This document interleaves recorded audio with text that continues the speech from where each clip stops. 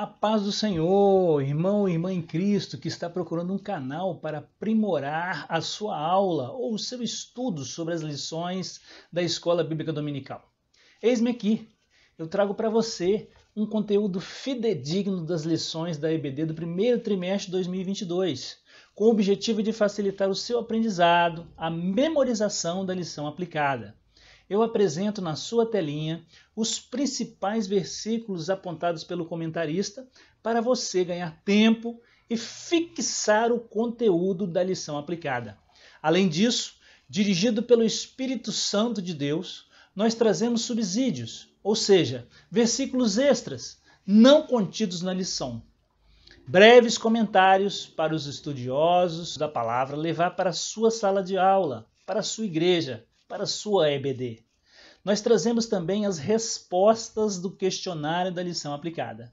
A linguagem, irmãos, é fácil, objetiva, clara e respeita os tópicos, subtópicos e a dinâmica da lição aplicada pelo comentarista. Fique conosco e receba a bênção e a palavra de Deus. Vamos juntos?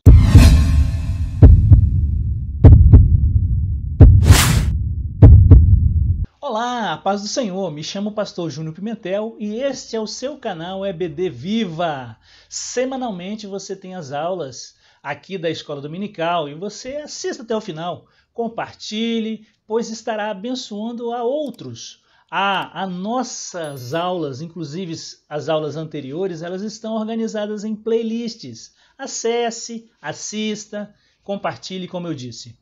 Aviva, ó Senhor, a tua obra no meio dos anos faz-a conhecida. Abacuque capítulo 3, versículo 2b.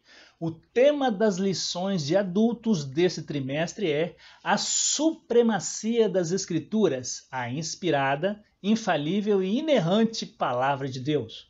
Hoje a gente vai estudar a lição de número 11, que tem como título Lucas e Atos, o modelo pentecostal para hoje. A data do estudo em nossas igrejas é dia 13 de março de 2022. Vamos rapidinho então para o texto central chamado de texto áureo. Ele está registrado em Atos, capítulo 2, versículo 4. Vamos juntos ler? E todos foram cheios do Espírito Santo e começaram a falar em outras línguas, conforme o Espírito Santo lhes concedia que falassem. Já a verdade prática nos leva a refletir sobre a atividade do Espírito Santo e suas implicações na vida cristã são o padrão bíblico adotado pelo crente pentecostal. Ou seja, a Bíblia, por meio desses escritos, nos leva a viver uma vida plena em Cristo, revestida pelo poder do Espírito Santo. Fique ligadinho, pois Deus está falando ao seu e ao meu coração nesta lição. Muito bem, vamos à leitura bíblica em classe. Ela encontra-se registrada no livro de Lucas, capítulo 1, versículo 21 e 22, e Atos, capítulo 2, versículos de 1 a 4. Vamos à leitura? E o povo estava esperando a Zacarias, e maravilhou-se de que tanto se demorasse no templo. E saindo, ele não lhes podia falar, e entenderam que tivera alguma visão no templo, e falava por acenos, e ficou mudo. Atos 2:1. Cumprindo-se o dia de Pentecoste, estavam todos reunidos no mesmo lugar, e de repente veio do céu um som, como de um vento veemente e impetuoso, e encheu toda a casa em que estavam assentados. Aleluia! Que maravilha!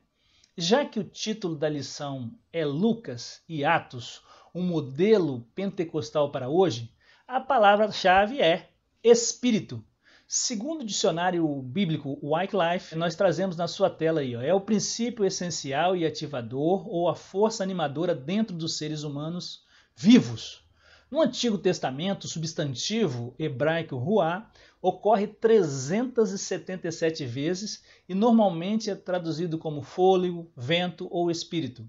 Por exemplo, aí está registrado em Gênesis 6, 17, entre outros.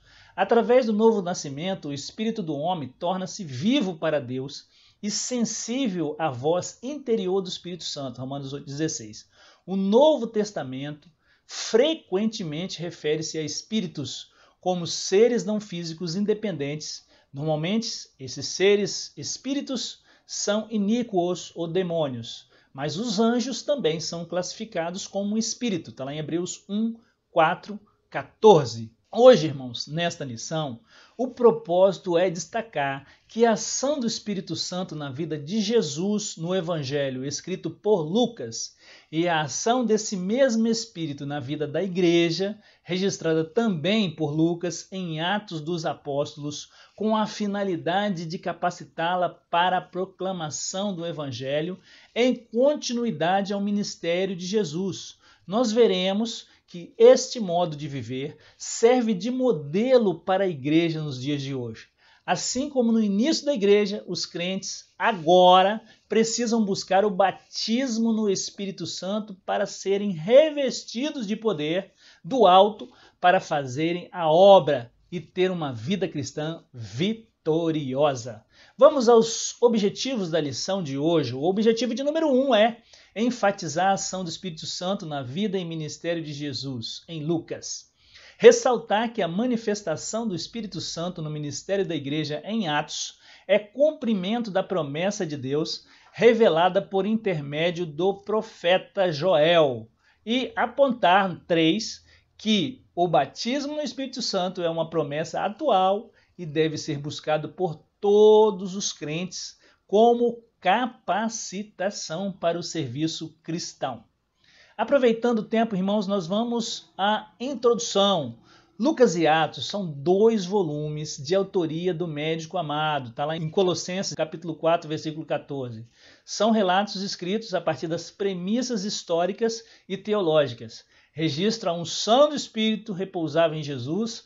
Também foi concedida à igreja, conforme nós lemos aqui em Atos, capítulo 2, versículo 33. De sorte que, exaltado pela destra de Deus, tendo recebido do Pai a promessa do Espírito Santo, derramou isso que vós agora vedes e ouvis.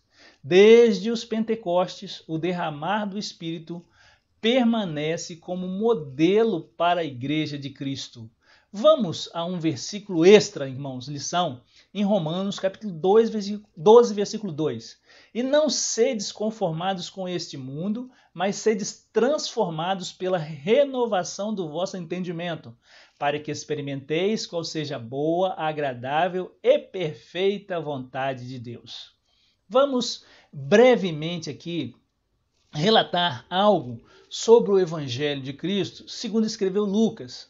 Com um vocabulário riquíssimo e polido, nós trazemos para você alguns destaques sobre o livro de Lucas. Olha só, há 250 palavras no Evangelho de Lucas que não encontramos nos outros livros no Novo Testamento. Há 5 poemas ou hinos, 20 milagres, 32 parábolas e 586 versículos recordam as palavras de Jesus. São 1.150 versículos no total. No primeiro tópico da lição, traz para nós o Evangelho de Lucas, o Espírito Santo no ministério de Cristo. O subtópico 1, o Espírito Santo no Evangelho. Lucas registra os fatos acerca da vida e da obra de Cristo cronologicamente. Lucas 1, de 1 a 3. Vamos ler para os irmãos.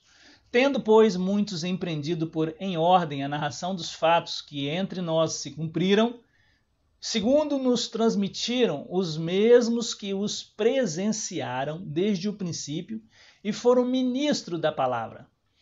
Pareceu-me também a mim conveniente descrevê-los a ti, ó excelente Teófilo, por sua ordem, havendo-me já informado minuciosamente de tudo que desde o princípio.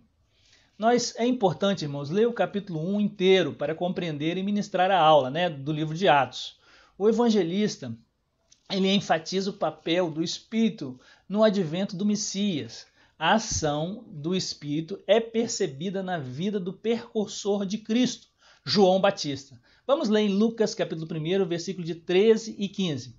Mas o anjo lhe disse a Zacarias: não temas, porque a tua oração foi ouvida, e Isabel, tua mulher, dará luz a um filho, e lhes porás o nome de João, e terás prazer e alegria, e muitos se alegrarão no seu nascimento.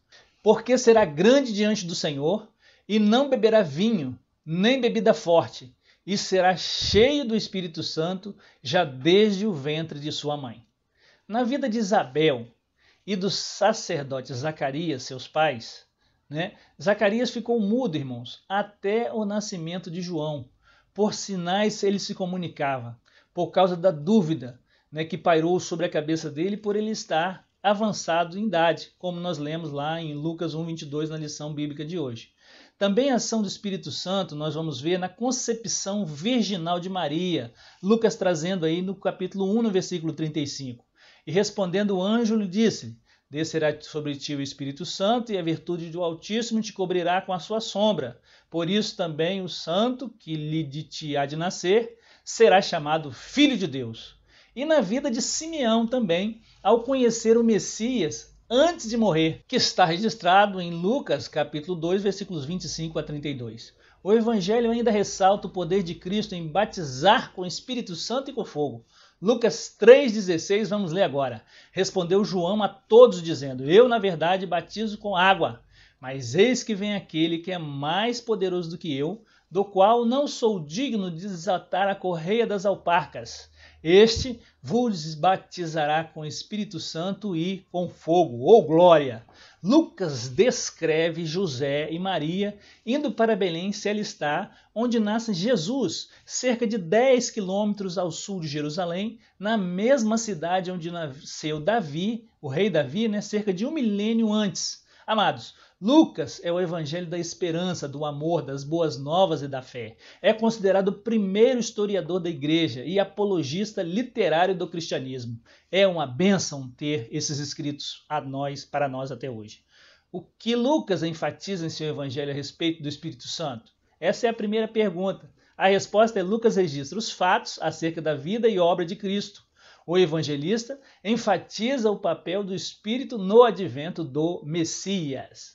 Antes de entrarmos no tópico 2, trazemos para os irmãos que Lucas escreveu em sua carta endereçada a Teófilo, o que significa amigo de Deus, a palavra Teófilo, com o objetivo de que seus leitores, os leitores da carta, compreendessem que o evangelho de Cristo é para todos, tanto judeus como gentios. Entramos agora então no subtópico 2, o Espírito Santo e o batismo de Cristo.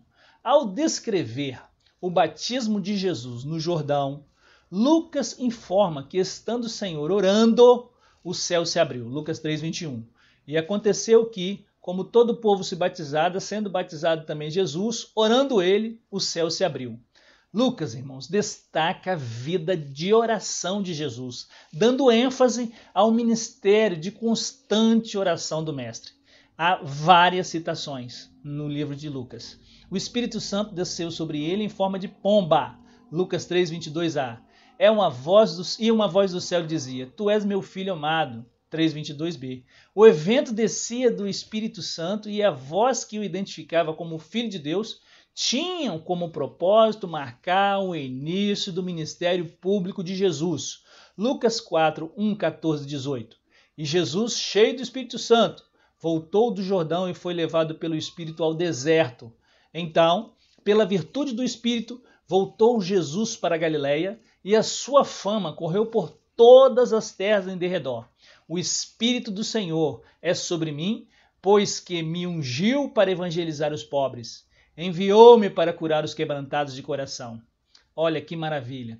Também serviram como sinal para João Batista, irmãos, confirmar que Jesus era o Cristo. Está lá em João, capítulo 1, versículos 32 e 33. Vamos ler? E João testificou dizendo que viu o Espírito descer do céu como uma pomba e repousar sobre ele. E eu não o conhecia. Mas o que me mandou a batizar com água, esse me disse: sobre aquele que me vires descer o Espírito e sobre ele repousar, este é o que batiza com o Espírito Santo. Aleluia.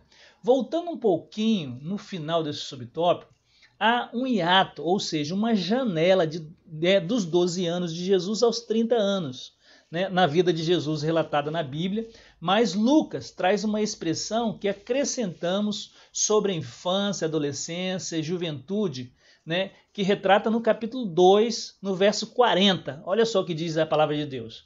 E o menino crescia e se fortalecia em espírito, cheio de sabedoria e graça de Deus, e a graça de Deus estava sobre ele, né? Aleluia. Prossigamos então, estudando agora o subtópico 3, o Espírito Santo e a tentação de Cristo. Após o batismo nas águas e cheio do Espírito Santo, vamos ler em Lucas 4:1. E Jesus, cheio do Espírito Santo, voltou do Jordão e foi levado pelo Espírito ao deserto. Jesus foi impelido pelo Espírito ao deserto e lá foi tentado pelo diabo durante 40 dias, né? E 40 dias foi tentado pelo diabo, e naqueles dias não comeu coisa alguma, e terminado eles, teve fome. Nesse período, manteve a comunhão com o Pai e se fortaleceu por meio da oração e do jejum.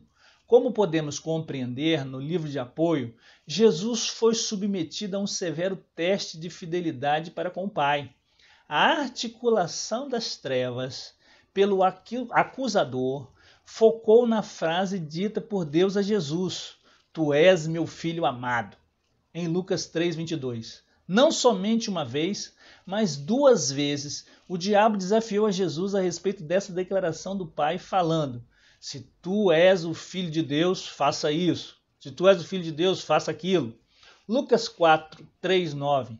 Em todas as tentações, Jesus contra-ataca por meio das Escrituras. Vamos às Escrituras Sagradas, lemos juntos? 1 Lucas 4:3-4. E disse-lhe o diabo: Se tu és o Filho de Deus, dize a esta pedra que se transforma em pão. E Jesus lhe respondeu, dizendo: Está escrito, nem só de pão viverá o homem, mas de toda a palavra de Deus. Jesus escolheu Deuteronômio 8:13 para responder, né? Agora leiamos Lucas 4:9-12. E levou também a Jerusalém, e pô-lo sobre o pináculo do templo. E disse: Se tu és o Filho de Deus, lança-te daqui abaixo, e porque está escrito: Mandará os seus anjos acerca de ti, que te guardem e que te sustenham nas suas mãos, para que nunca tropeces com o teu pé em alguma pedra. E Jesus respondendo disse-lhe: Dito está, não tentará o Senhor teu Deus. Citando aí Deuteronômio capítulo 6, versículo 16. Neste ponto, temos a resposta da segunda pergunta dessa lição, né? O que a vitória do Senhor sobre a tentação demonstra? Essa é a segunda pergunta aí da lição de hoje. A vitória do Senhor sobre a tentação demonstra que ele estava capacitado para cumprir o seu ministério. Cristo venceu o diabo pelo poder do Espírito e o poder da palavra de Deus. Nós entramos no subtópico seguinte, né? O Espírito Santo e a missão de Cristo. Vencida a tentação no deserto, Jesus voltou a Galileia, conduzido pelo Espírito, está lá em Lucas 4:14. Então, pela virtude do Espírito, voltou Jesus para a Galileia e a sua fama correu por todas as terras em derredor. Após ministrar em alguns lugares, dirigiu-se para Nazaré, como vamos ler em Lucas, capítulo 4, versículo 15 e 16. E ensinava nas sinagogas, por todos era louvado. E chegando a Nazaré, onde fora criado, entrou num dia de sábado, né, segundo o seu costume, na sinagoga, e levantou-se para ler. Lucas 4, 17-20. Na sinagoga, ao abrir o rolo de Isaías, leu a passagem que lhe dizia: E foi-lhe dado o livro do profeta Isaías. E quando abriu o livro, achou um lugar em que estava escrito: O Espírito do Senhor é sobre mim, pois que me ungiu para evangelizar os pobres. Enviou-me a curar os quebrantados de coração e a pregar a liberdade aos cativos e restauração da vida aos cegos, a pôr em liberdade os oprimidos, a anunciar o ano aceitável do Senhor. E cerrando o livro e tornando a dar ao ministro, assentou-se, e os olhos de todos na sinagoga estavam fitos nele. E no versículo 21, Jesus afirmou: Hoje se cumpriu esta escritura. Lucas 4, 21.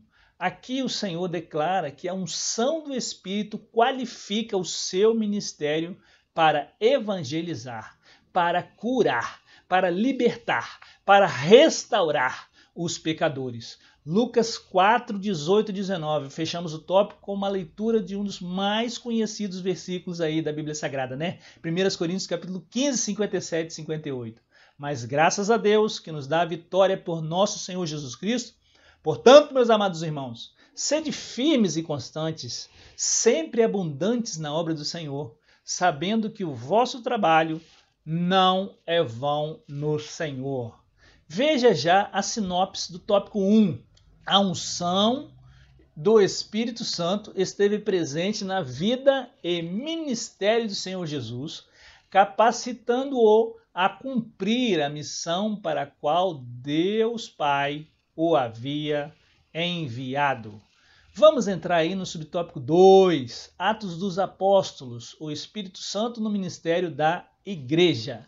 Subtópico 1, o Espírito Santo em Atos.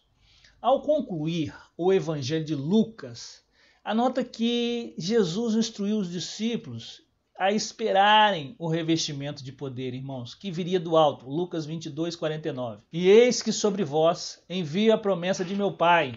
Ficai, porém, na cidade de Jerusalém, até que do alto serais revestidos de poder. Após o Senhor ter sido elevado aos céus, o livro de Atos dá prosseguimento a essa narrativa. Atos 1, de 1 a 4.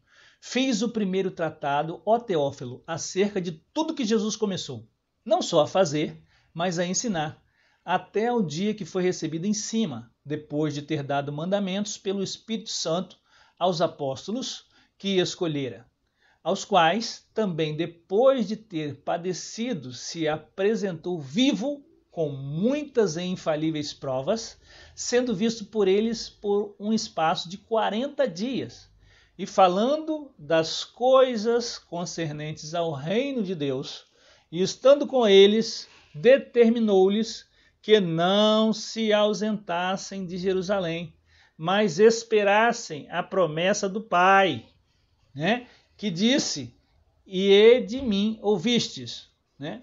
O propósito desse livro, irmãos, é registrar a história da igreja primitiva, o início dos trabalhos após a ressurreição do nosso Senhor Jesus Cristo. Como vimos no versículo 1, ele é segundo volume do livro endereçado a Teófilo.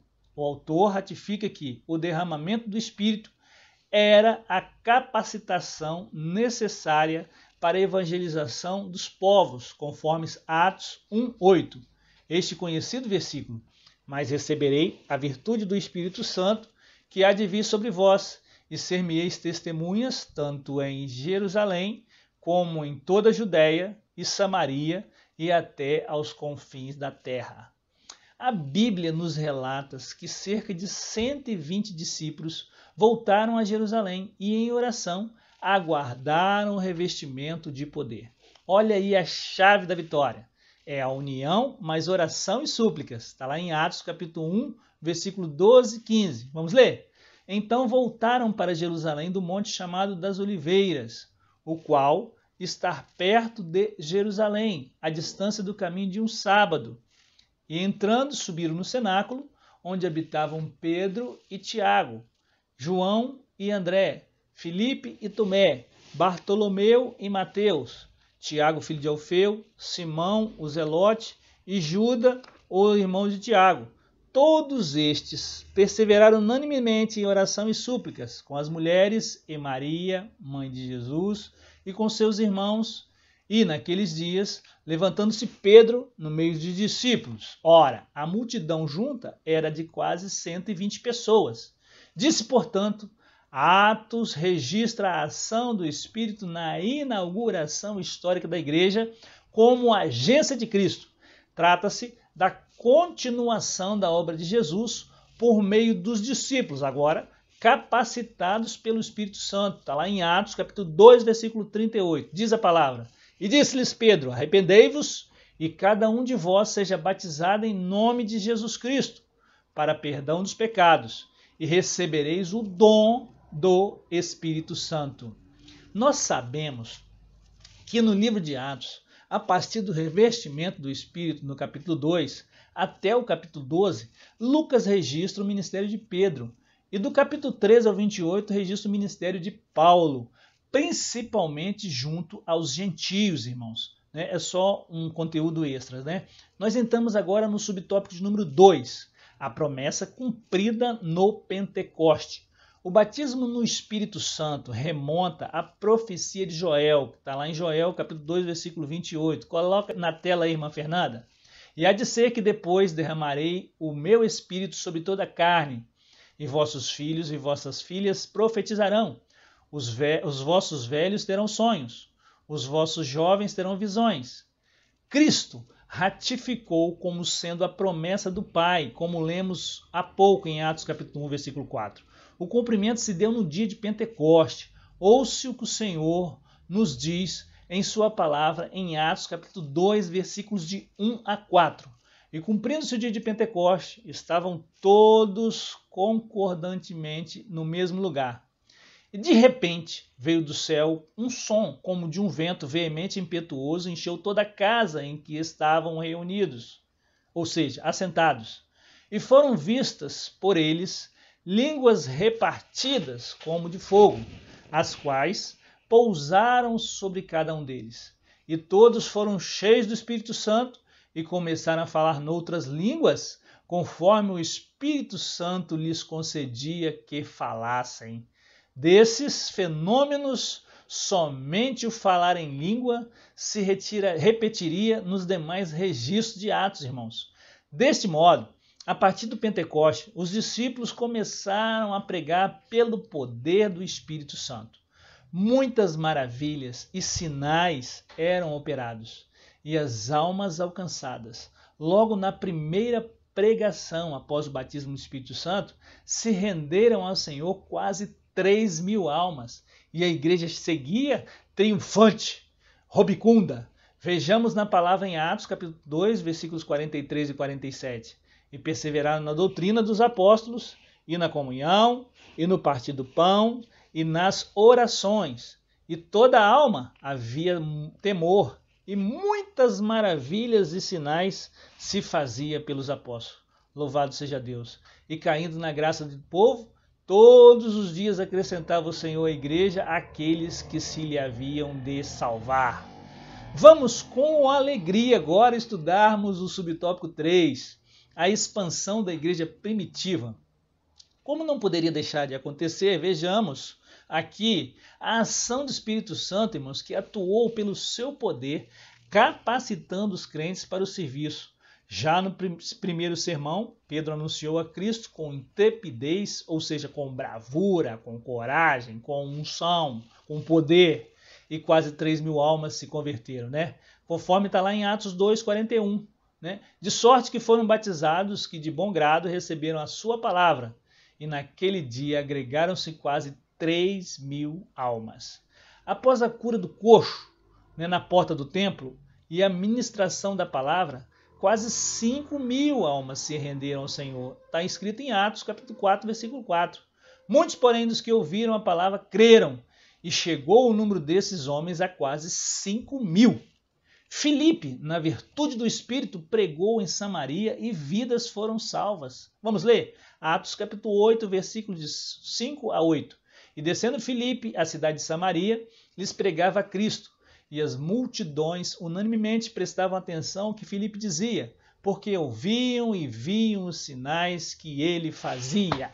Pois que os espíritos imundos saíam de muitos que os tinham, clamando em alta voz, e muitos paralíticos e coxos eram também curados. E havia grande alegria naquela cidade. O apóstolo Pedro, logo após a visão dos lençóis com os animais que Pedro considerava impuro, e Deus o mostrou que ele poderia matar e comer, simbolizando que o evangelho seria levado aos gentios, né? E logo em seguida aí o centurião Cornélio, em sua casa, receber o evangelho pelo mover do Espírito Santo. Está escrito em Atos capítulo 10, versículo 24, 27 e 29. No dia imediato chegaram a Cesareia e Cornélio os estava esperando, tendo já convidado seus parentes e amigos mais íntimos. E falando com ele, entrou e achou muitos que ali se haviam ajuntado. E disse-lhes: Vós bem sabeis que não é lícito a um homem judeu ajuntar-se ou chegar-se a estrangeiros, Mas Deus mostrou-me que a nenhum homem chame comum ou imundo. Por isso, sendo chamado, vim sem contradizer. Pergunto, pois, por que razão mandastes chamar-me? E ainda em Atos capítulo 10, versículos 44 a 46 diz: E dizendo Pedro ainda essas palavras, caiu o Espírito Santo sobre todos os que ouviam a palavra, e os que fiéis que eram da circuncisão, todos quanto tinham vindo com Pedro se maravilharam de que o dom do Espírito Santo se derramasse também sobre os gentios, porque os que ouviam falar línguas e magnificar a Deus. Já Paulo, irmão, cheio do Espírito Santo, alvoroçou o mundo e milhares de almas foram salvas e curadas pela pregação do Evangelho. Jesus, dizendo a Paulo em Atos capítulo 9, versículo 15, diz assim: Disse-lhe, porém, o Senhor: Vai, porque este é para mim um vaso escolhido, para levar o meu nome diante dos gentios e dos reis e dos filhos de Israel. E em Tessalônica, depois de ter ensinado por 3 sábados e saindo à casa de Jasson por assalto, em Atos capítulo 17, 6, e não os acharam, e trouxeram Jasson e alguns irmãos à presença dos magistrados da cidade, clamando: Estes que têm alvoroçado o mundo chegaram também aqui. Atos 19, 10, em Éfeso, olha o que diz: E durou isso por um espaço de 2 anos, de tal maneira que todos os que habitavam na Ásia ouviram a palavra do Senhor Jesus, assim judeu como gregos. Esses relatos demonstram a ação do Espírito Santo na propagação do reino de Deus. Os escritos desse livro são de caráter mundial, Judéia, Samaria, até os confins da terra, pessoas de todos os tipos, raças e nações, carcereiros, viúvas, filósofos, gregos, governadores e reis. O que o livro de Atos dos Apóstolos registra? Atos registra a ação do Espírito na inauguração histórica da igreja como agência de Cristo. É também a resposta de uma pergunta que está lá no nosso questionário. Sinopse 2. A manifestação do Espírito Santo em Atos dos Apóstolos revela a inauguração da história da igreja como agência de Cristo. Chegamos ao tópico de número 3, um modelo pentecostal para a igreja de nossos dias. Subtópico 1, o revestimento do poder do alto. Temos aqui já também a resposta da pergunta, já que está no nosso questionário. O que Pedro ensina a respeito do revestimento do alto? Pedro ensina que essa promessa está em vigor para todos os salvos em todas as épocas. Vamos ler lá em Atos 2:39. Porque a promessa vos diz respeito a vós, a vossos filhos e a tantos quanto Deus, nosso Senhor, chamar.